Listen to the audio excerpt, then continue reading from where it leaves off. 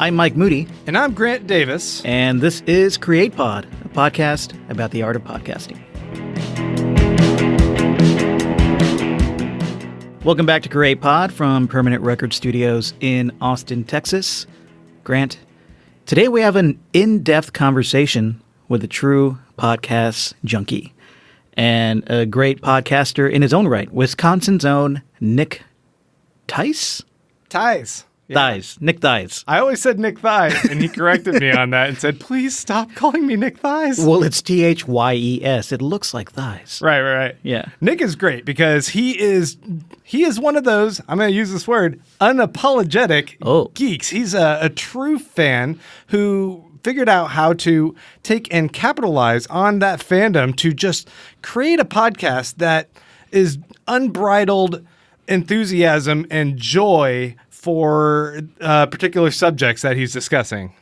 Yeah, he hosts the Unapologetic Geek Out podcast. Perfectly named. And it has two spinoffs, the Netflix and Kill, where they review a Netflix movie in which one person has to die in the movie, at least, and Pod Against Evil, a fan podcast about the IFC TV show Stand Against Evil, which everybody watches. It's like the biggest show ever, right? No, exactly. What he's done is very smart here in that he's drilled down and found a particular show that is very niche, and he's focused and dedicated to talking about this show that's able to grab a very particular and passionate fan base, and anyone who's invested in this show like him is going to be a big fan. Yeah, because it's not one of those. It's not a big Game of Thrones show or whatever, and that's he's found a particular show that's perfect for him. Yeah, he might be the only Stand Against Evil podcast on the internet, so he definitely targets a fan base. So when I talked to Nick, I really wanted to just focus on Stand Against Evil because it's such a niche podcast. I wanted to talk about like niche podcast marketing, niche podcasting, but you know Nick, he likes to talk. Yeah, once he starts, he doesn't stop. We ended up talking about so much more. So there's a lot of insight in this conversation about marketing, about starting a podcast, about public speaking, interviewing celebrities. Because he's talked to like every single actor who's on this show, Stand Against Evil. So we talk about all of Nick's podcasts, how podcasting has boosted his career as a public speaker at fan conventions. Big surprise. And his career as a freelance writer for sites like that'smyentertainment.com. So you did this one without me. I wasn't there. Yeah, I think we had a schedule thing, and I was actually on the road when I did this interview. Nick is all the way in Wisconsin. Obviously, we're in Austin.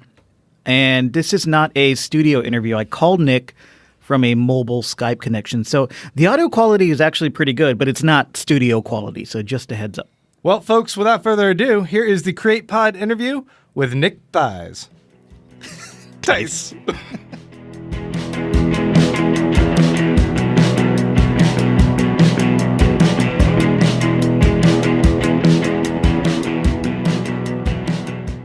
Stand Against Evil. Why did you decide to start a podcast about this tiny, obscure IFC show? Well, that's a good question. It has to do, the origin story for Pod Against Evil. I love this. It actually starts with Janet Varney, believe it or not. We doing another podcasting project, the Unapologetic Geek Out or UGO podcast. One of the first people I actually ever interviewed in a live setting was Janet Varney at DaishoCon, like 3 years ago. That led to a conversation about, some of her other projects like Cora and You're the Worst. And then she mentioned an upcoming project called Stand Against Evil, which I was unfamiliar with. And so we actually scheduled another interview a couple months later, and I made sure to look up the show and get ready for it. Otherwise, I would have had no idea about this show because the marketing has not been that prevalent over on IFC. And so when I first started watching, I watched season 1 and I was like, oh my goodness, this is actually a really good show. I'm actually really into it. And then when they started showing 2 at a time, I thought like, oh, well, this is a show that they're burning off. This won't get more than 1 season. So I kind of just didn't think about it anymore. And then sure enough, the next fall season, it gets a season 2. And at that point, I was getting a little. I was a little bored with the podcasting projects. I already did the UGO podcast. We was doing Netflix and Kill for movie reviews, but I was looking for something to do to keep things fresh. And then suddenly the big podcasting thing that was in vogue at the time were episode by episode breakdowns of TV shows. Like I started listening to Buffering the Vampire Slayer, Mike, your podcast, Mr. Robot O, is one of the better ones out there, pretty good. And even Les was roping me into his Middleman breakdown for The Good Die Young. So, also we shouldn't forget Randy's podcast, Beach Cop Detectives. So I was like, oh, you know what? It's a really good format. I like it. There's an inherent structure to it.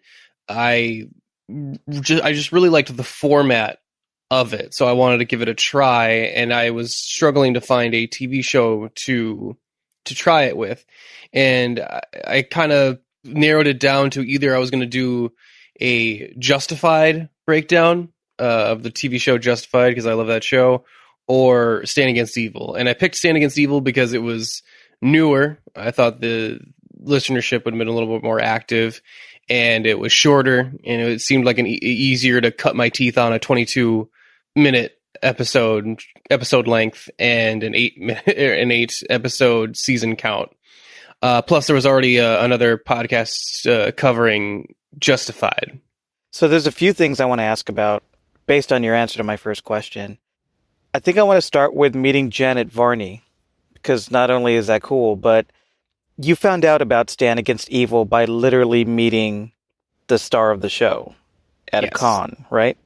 Mm-hmm. Like you're standing in line with her, and she told you about it because you recognized her because she's a semi-famous comedian. Yeah. It's kind of a fun story of how I actually met her, because it wasn't a traditional interview, because I was a no-name podcaster back then. I had done 2 episodes of a podcast at that point. And so I'm standing outside of the Women of Comedy panel that Janet was going to host, because I was a big fan of her work in Cora and some of her other sitcom stuff and improv. And so while I'm waiting in line, there's this cute blonde next to me. And I was like, oh, well, maybe I'll strike up a conversation with her while I'm waiting. And turns out, and then I was like, this blonde looks familiar. Oh my God, it's Janet Varney herself, waiting for her own panel, waiting for the previous panel to let out.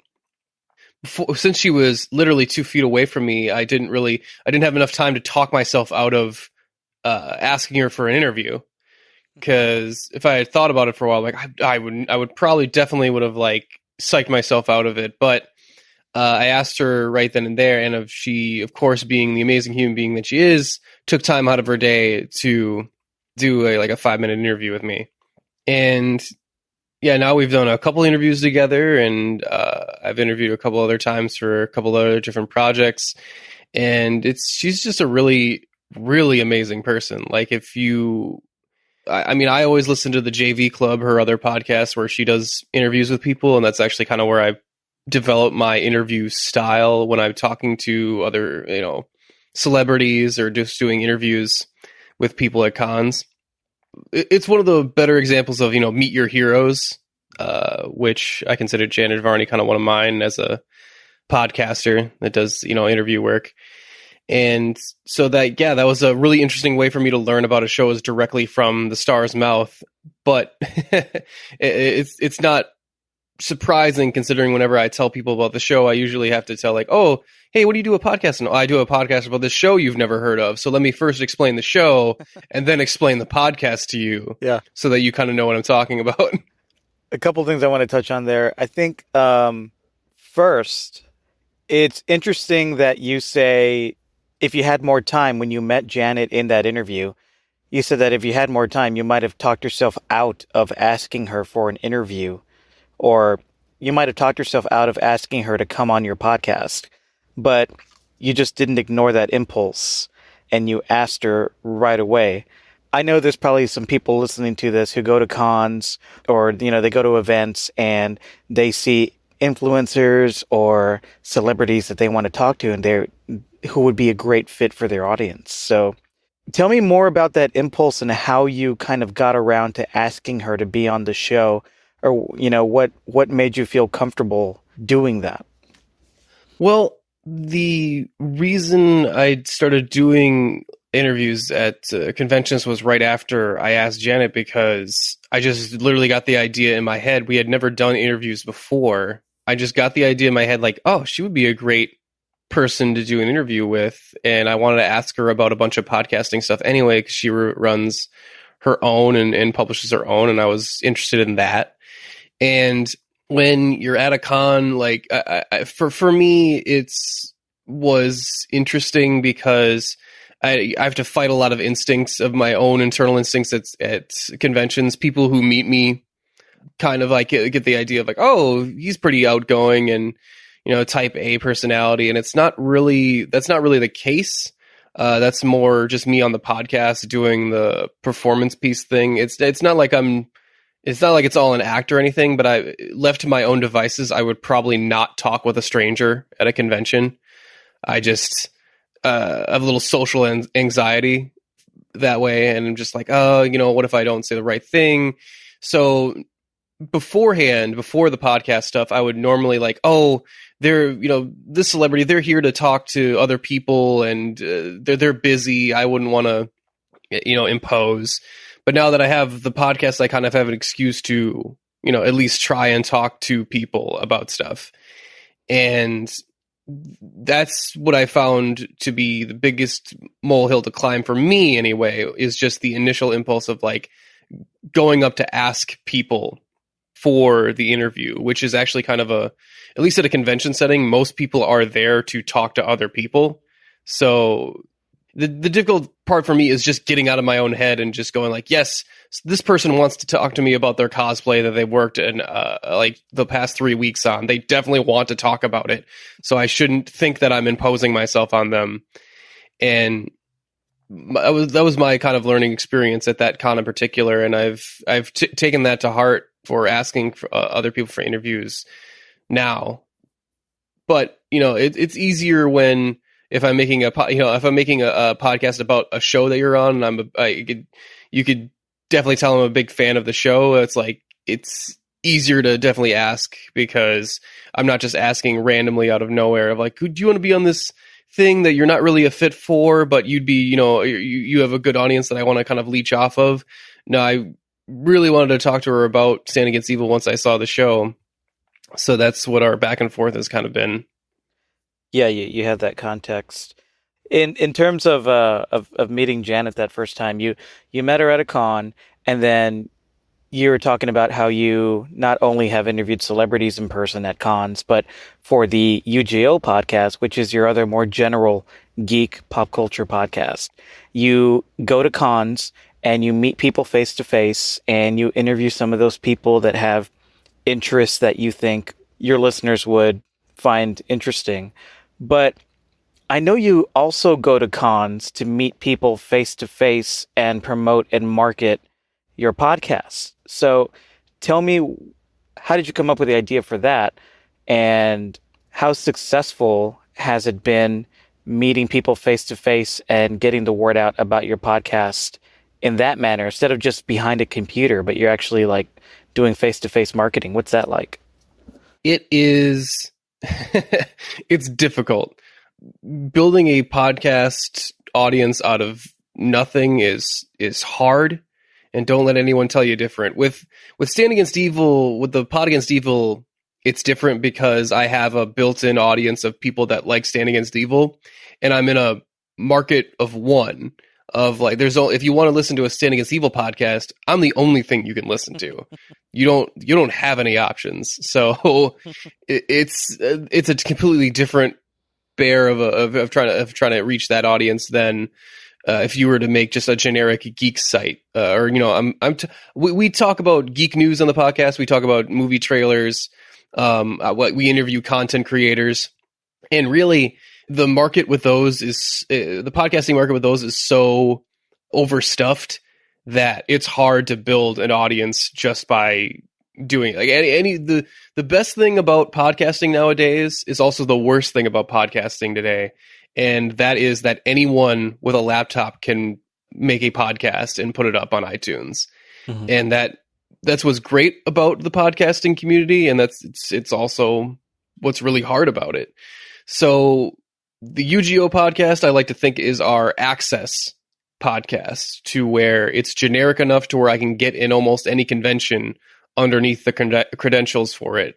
Like if I was more specific, like if I was a horror podcast, and I would only get under horror conventions, or an anime one would, only get under that. But if it's just generic geek stuff, I can get to more conventions and get to more people and do more panel work.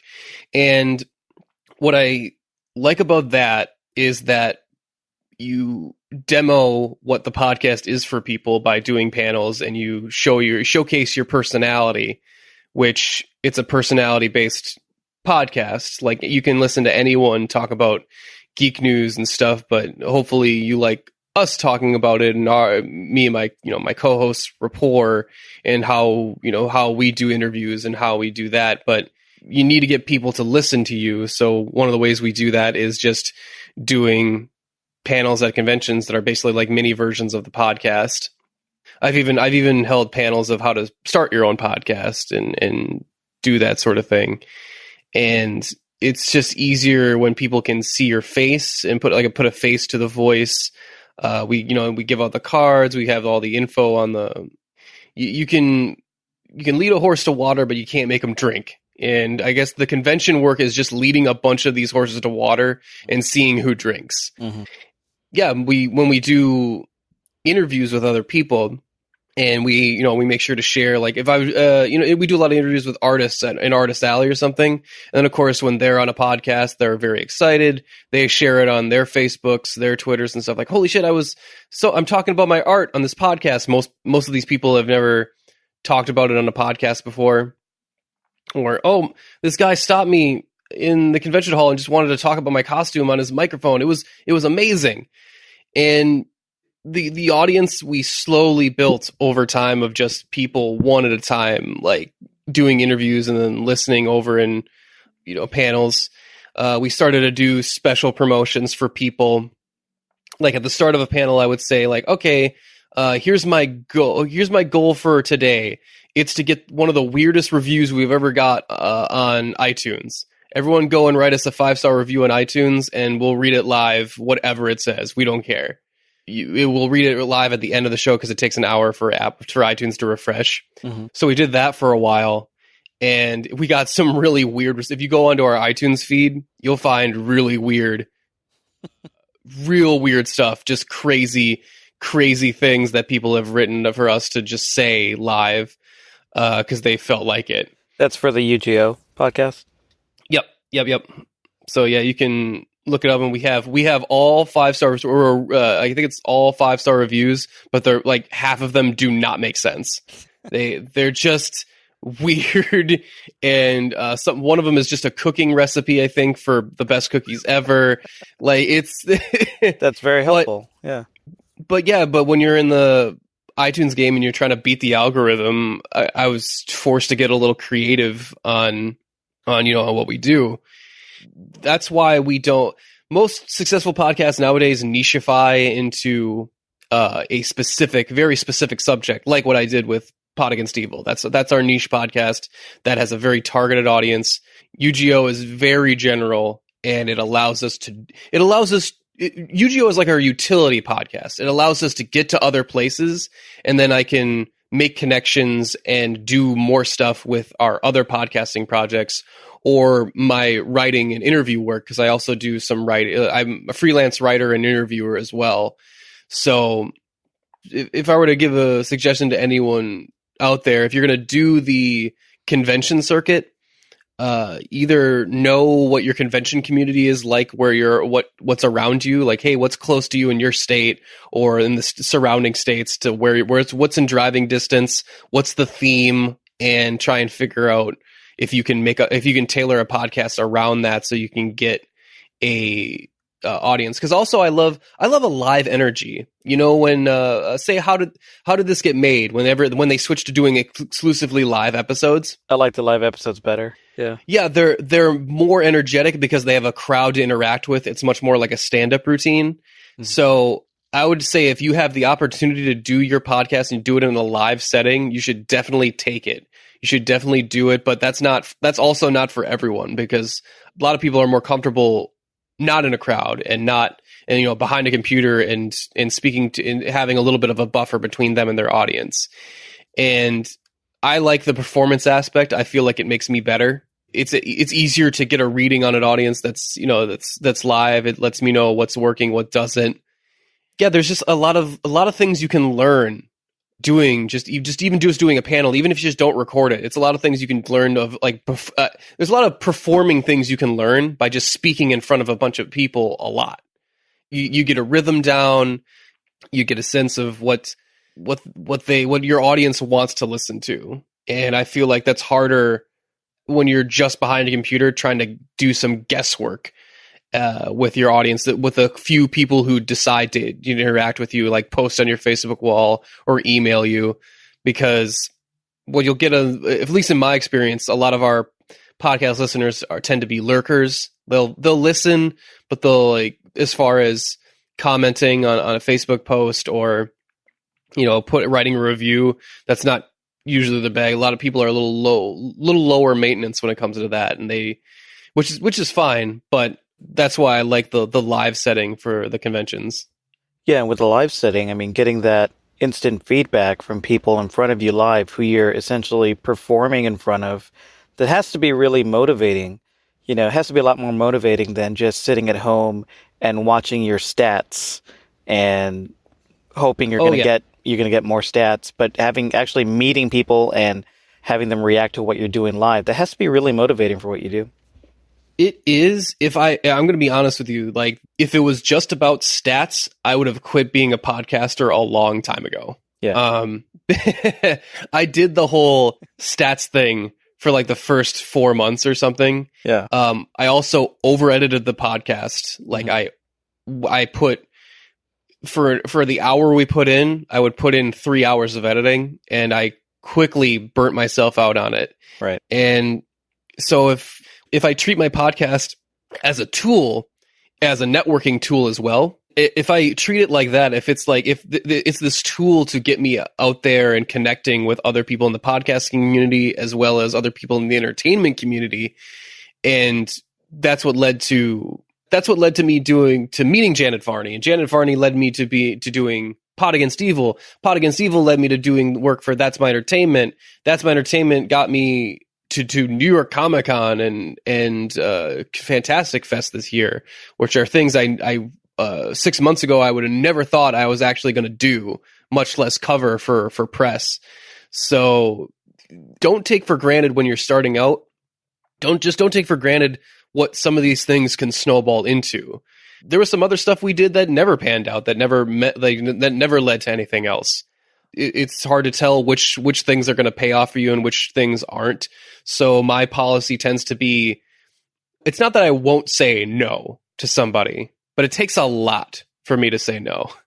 Like, someone wants me on their podcast, like, hey, would you like to jump on our podcast? Sure, I'll at least jump on for one episode. I don't like to say no to a lot of opportunities because I just don't know what's going to be helpful to me later, or what friends am I going to make considering this connection. Right. For me, it's been an improvement kind of in my life socially, and just overall kind of been a little bit, I like being creative, but I don't like to sit down and write because I don't have the patience for that. So this allows me to be creative, but in a little more lazy of a way. But also it can be a lot of work. So yeah, I've been really enjoying my time in the podcast community, and it's a great tight knit community, at least for the community I've experienced. And I would highly recommend, if this sounds like your thing, I'm more than welcome to helping out any newcomers as well. How long have you been doing UGO? UGO has been 4 years actually now. 4 years, yep. And when you started UGO, did you have any specific goals in mind? Like, I want to get out there more and meet more people, and this will help me do it. Was that a goal that you had out in front, or was that just a fun byproduct of making a podcast? I wanted to. It's hard to describe. It's actually so long. It's hard to remember exactly what the initial instinct was. I love podcasts. I find them to be very like I've listened to them like at the time I was listening to them at work. I would listen to like an 8-hour shift. I'd plug in, podcast after podcast. I remember listening back in the old Spill days. Like my first podcast I ever listened to was League of Extraordinary Gentlemen. It felt like I had a bunch of friends that I just never talked to. Like it was just the quiet kid in the corner, but yet it was still fun to hang out with those guys. So I kind of wanted to be in it. Like I wanted to not be sitting in the corner not talking anymore. I wanted to participate. I think the problem was I just didn't know what to do it on and like how to get started. I visited a convention for like the first time I visited a convention, and I kind of got the inspiration for, well, what if I did it like this? What if I built a podcast just so I could do some live stuff? Because I liked talking with people at the convention. I liked performing live in front of panels and doing that sort of thing. Like, well, what if I just made a podcast so I could do this? I didn't even need the podcast doesn't even have to be good, or it doesn't even have to like have a theme or anything. Just so I can have an excuse to come out here and do this and put a microphone in people's faces and talk to them. Yeah. Because you'd be surprised how far you can get with a microphone and a smile of just like, yeah. Oh my goodness, he's got a microphone. He's pretty professional. He must be with a bigger outlet. Like if you run around a convention with a microphone or especially a camera and a microphone, people tend to think you're a little bit bigger than you are. It's true. I mean, I used to be a professional journalist working for AOL and working for regional newspapers. And back then, all I had was a little candy bar recorder. It wasn't even a professional looking microphone. And even if I didn't have my press badge out, I could get in anywhere and go behind the scenes. I could have killed Edward James Olmos once. They just let me in his limo. They just, you're going in the limo with Edward? Sure. Let's talk about Battlestar. Fine. Like that happened. It was just so easy. But it's interesting. Being a podcaster doesn't necessarily make you part of the legitimate media news landscape or the press, but the way things are now, everyone wants to get their message out. And, if you're a podcaster, chances are you're going to get access to celebrities, you're going to get access to events.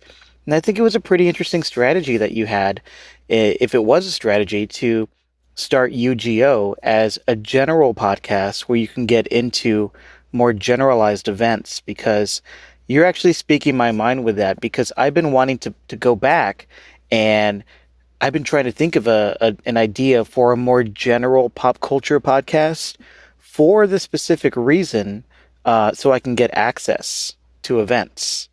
Mm-hmm. Because my podcasts are very niche. There's no Mr. Robot convention. There are Star Trek conventions, but not really in Texas. So that is a pretty interesting strategy. In your more general podcast, the access it gives you fuels your other projects, of course, including Pod Against Evil. I want to focus a little more on Pod Against Evil right now. Tell me about marketing Pod Against Evil to the fan base of that show, because it's a very niche TV show. So you got a very niche podcast about a very niche TV show. So how have you gone about exactly marketing your podcast, and what are the results you've seen, good or bad? Well, oh boy, that's an interesting question. Let me try and answer it as best as I can, because I'm still kind of figuring that one out. Yeah. It's my first time doing an episode by episode breakdown of a show. So there's a lot more of an engaged audience, especially right now as we're recording this in November. We're in the middle of season 3. And of course, traffic has an uptick at that point. Mm-hmm. So what I've tried to do now is a combination of stuff. of course, there's like the Facebook, fan groups of like, I used to do this with the UGO too, of like, whenever we'd have a podcast about a specific episode, like say I interviewed, I interviewed one of the voice actors for Voltron one time. And then I found a Voltron Facebook group and I threw the interview up there. Like I joined the Facebook group and I'm like, hey, here's this podcast interview with Jeremy Shutta of Voltron, and I throw it up there. So I found for Pod Against Evil, I found the Stand Against Evil fan club over on Twitter and Facebook, and so now I post a lot of stuff there. I interact with a lot of the fan community there, and I'll try and be active, and I'll share other people's art.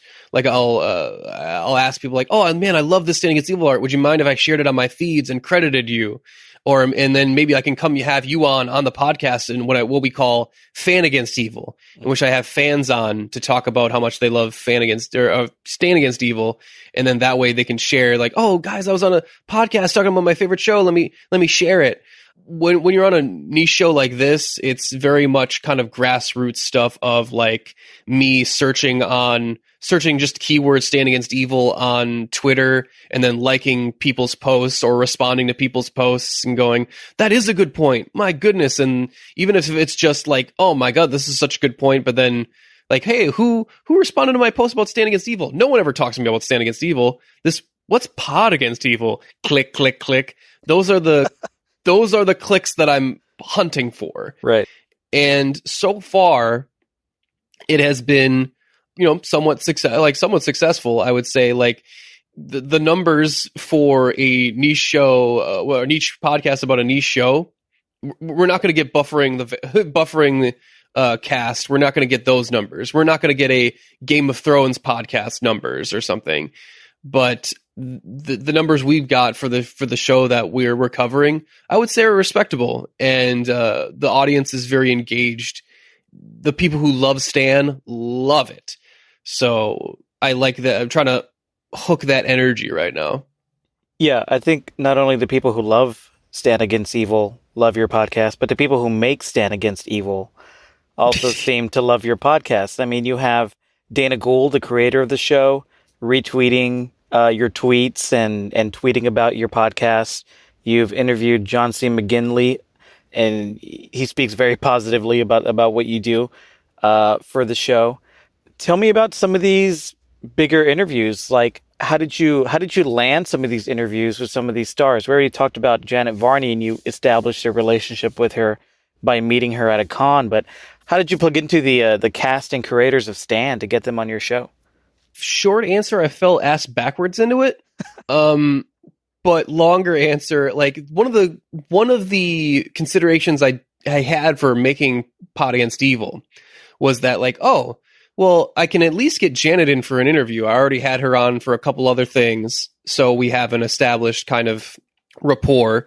And I know, and she has an open, like as far as publicists or something, she has an open email, especially for JV Club, where you can just anyone can just go up and email her, and she may not respond back, but she'll at least read everything on there. That's one of her promises, is to read all of her stuff that people send her. So she's a little more accessible than a lot of the other celebrities that you might run into. What happened after that was that one of the people over at That's My Entertainment, who is also one of the promotional people behind Stand Against Evil, found the podcast. And when you have a show like Stand Against Evil that just doesn't, IFC just didn't have like the marketing faith behind it. Ash versus the Evil Dead was on at the same time. They thought they were going to get killed. It's very surprising we got a season 3 at all. Hopefully we get the season 4. When you have a show like that, you want to latch onto as much marketing opportunity as you can. So like, I understand from their perspective of like, we need people talking about this show. Who can we get to talk about this show? Hey, there's this guy who put up his own money and time making a whole podcast dedicated to the show. He might have opinions on it. So they contacted me, and we set up a sponsorship thing so that they would sponsor the podcast for a couple months there. And then they gave us the contact information for a lot of the publicists behind John C. McGinley, Deborah Baker Jr., Dana Gould. We got interviews from people that we wouldn't even have considered before, like Gordy the Mailman in one of the episodes, the special effects team behind it. One of my new favorite people ever now, which is one of the people behind the monsters of Stand Against Evil, Mick Ignis. Mm-hmm. He's a guy I would never even have thought to had on, but I'm so glad that the people over at That's My Entertainment suggested him, because he's a fantastic guy, great podcast presence. So now I can I can talk to him about other projects as well for my other podcasting projects, because he does a lot of work for monsters and stuff. Like he's on that new show on Netflix. Fuck, what's it called? Can we swear on here? Yeah, Shit. of course. Fuck. Okay, good. And now I'm just thinking of like, man, I probably swore a lot more than what I've been thinking I have. I forget what it's called, the Macabre, like that kind of cooking kind of show, but it's also a horror show on Netflix. Oh, the one with Christine McConnell? Yes, he's some of the monsters in that show. That's interesting. Yeah, my wife loves that show, and she kind of got me into it. Oh, funny. I didn't know Mick Ignis was on that. That's cool. He's probably the giant werewolf. I think he is. Yeah.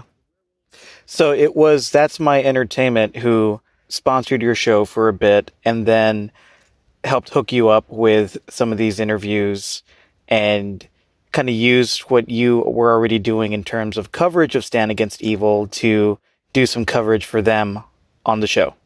Mm-hmm. Okay. And then I started working for them a little bit for other projects as well, just doing some freelance writing and interview work. Once I interviewed with John C. McGinley, they liked how much of a rapport I had with him. Apparently he's a passionate man, let's say, and not everyone knows how to do like an interview with him. And I've always been good with people, and sometimes it's hard to have a chemistry with someone over Skype when you don't have the face to face. So I make it a point to just try and get a little more of a casual, I call myself professionally casual, if that makes any sense. Mm-hmm. Yeah, so that led me in kind of doing that, and now I'm trying to branch out and do some other interview and writing work for other sites. I like to keep busy. Yeah, it sounds like it. So That's My Entertainment's not sponsoring Pod Against Evil anymore? No, that we ran into an issue, and I was struggling with how much to share with this. But just in case anyone is out there and they run into this, because this is the first time we had any sponsorship for any of our podcasting programs. For those of you who don't know how podcasting sponsorship works, you need a certain level of listenership, and then you can market yourself or like you need either a certain level of listenership where you can get like people like Audible or other people you can do ads for in order to get some monetary value on your podcast. But that's gonna mean you're gonna need like at least like 10,000 downloads like per episode or per episode. Yeah, like you need massive numbers. And while I'll consider like our podcasts were, in my eyes, they're successes of like given the goals that I have and the things that I want to do, as far as monetizing them in that way, we've never even gotten close to that barrier. So that's out of the question. Now, the other thing you can do is what like I did is nicheify. If you have a nicheified podcast, you might be able to get sponsorship from specifics, specific places like, That's My Entertainment was very invested in the Stand Against Evil show. So they were willing to sponsor us, even though our listenership would not have constituted it otherwise. So that led us to do a deal for a mid-roll and a front roll. That worked out great for us for a little while. And then this is where I learned a lot of the social media stuff. They wanted me to do a lot more social media. I went to New York. I did some interviews with them, and they gave me a crash course in doing live on camera stuff. Like I did a whole thing with all the cast of Gotham. I did on camera interviews, which was a whole new experience for me on this press junket style.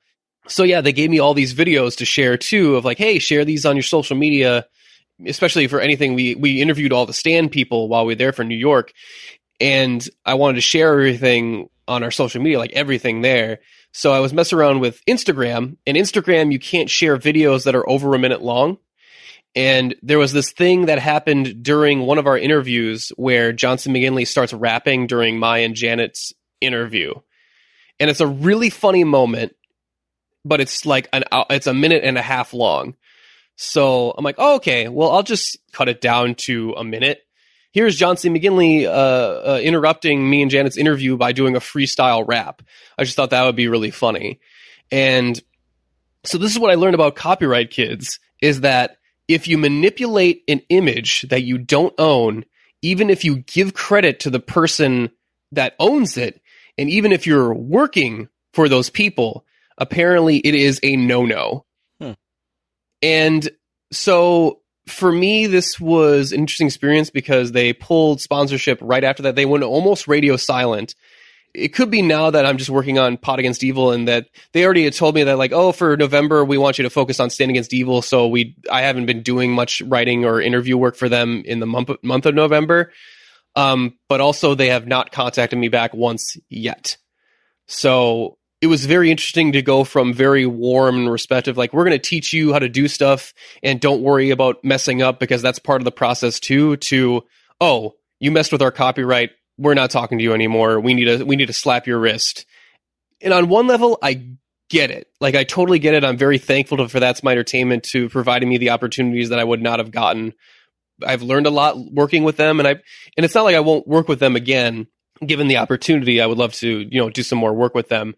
But I'm still foggy on copyright because the copyright is so unclear on purpose. Mm-hmm. And it's so hard, especially with video. And I was like, okay. And it's like, oh, well, So what was the video, the actual copyrighted image, or what was copyrighted on that? There was a That's My Entertainment interview. So it had So the whole thing, yeah, you were there on their dime doing work for them. Right. And then I guess the copyright issue was that you used that content on another content channel, which was your own independent one, right? Yes. Okay. Yes. Okay. Well, I think the main issue they were saying to me too is that I manipulated the image. Got it. Because I had cut it down from a minute and a half to a minute. That was the big thing, or at least that's what they said. Mm-hmm. Now, also, I have my own suspicions of, like, once we sponsored with them, we had to reveal our numbers for the podcast. Mm-hmm. And I think they had an idea of our numbers being bigger than they were. So I don't think it was worth it for them to sponsor us for every episode in the first place. It is tricky working with sponsors and with corporations, even if they're small ones. I used to have a Gilmore Girls podcast, and there was an advertiser who wanted to sponsor our show, and it was a small tea company, and they made teas, right? Mm-hmm. And I was a young podcaster, and I thought, this is great. This is exciting. I'm going to have a sponsor on my show.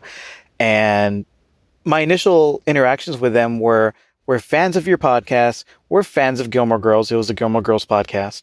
And we would like to sponsor, and we do tea. And do you think some of your listeners would like tea? I'm like, yeah, everybody likes tea, Well, great. And then the more I spoke to them, let me think of how to phrase this. The more I spoke to them, the more disingenuous the person seemed on the other end. They were talking about how all the Gilmore Girls always drink tea, and tea is a perfect product to push on our podcast. The Gilmore Girls never drink tea; they drink coffee. Mm-hmm. So I was like, this is maybe not a good fit. And it was really, a lot of times, sponsors are really just wanting to tap into your audience, and that is it. There's really nothing deeper to it than that, and they'll do whatever they can to tap into your audience and gain what they can or what they want out of it.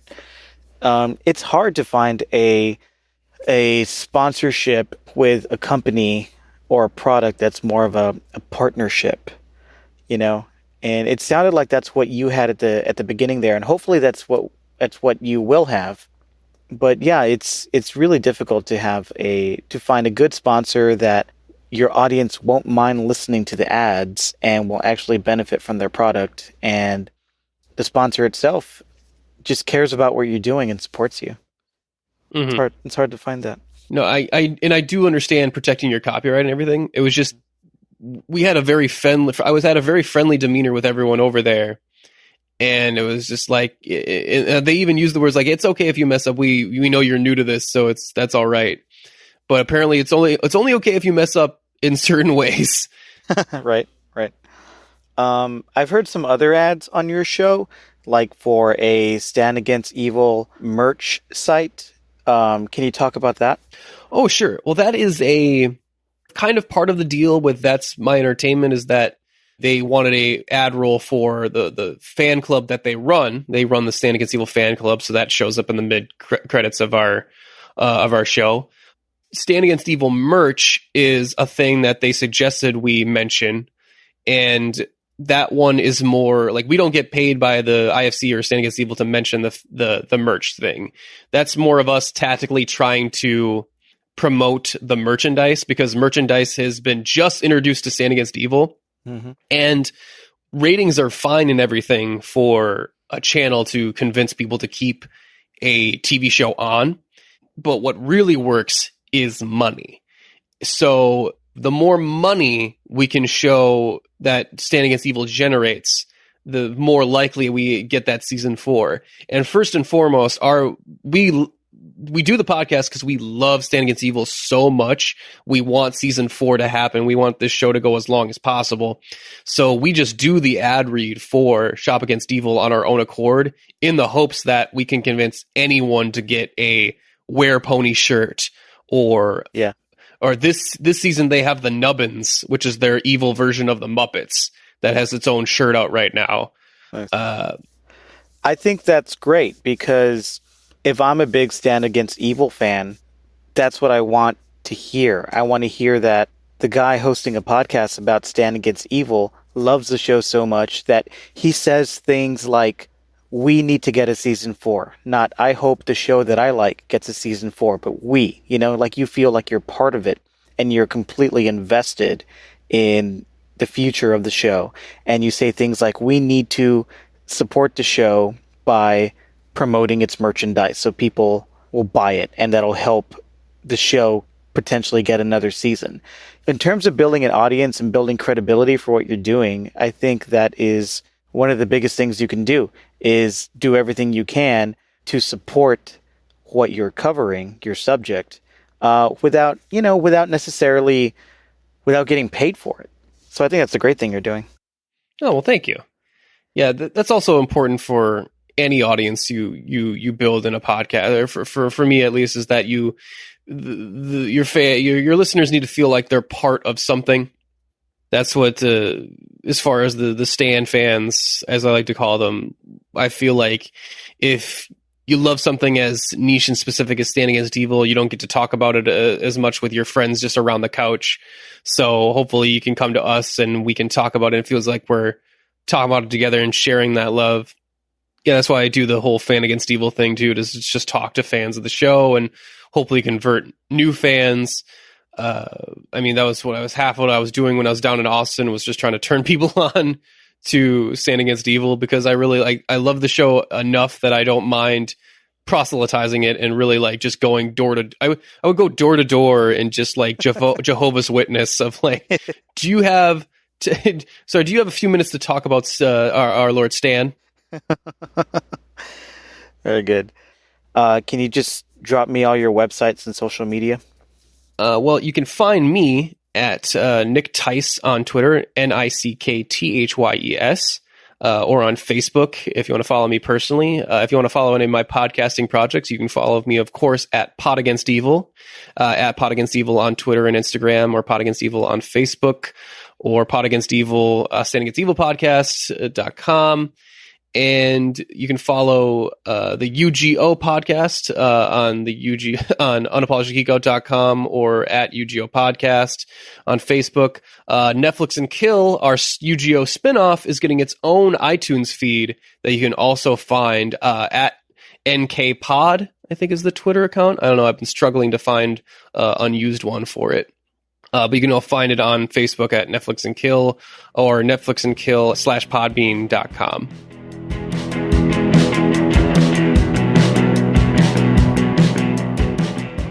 All right, thanks for listening to Create Pod. Thank you, Nick, for coming on the show.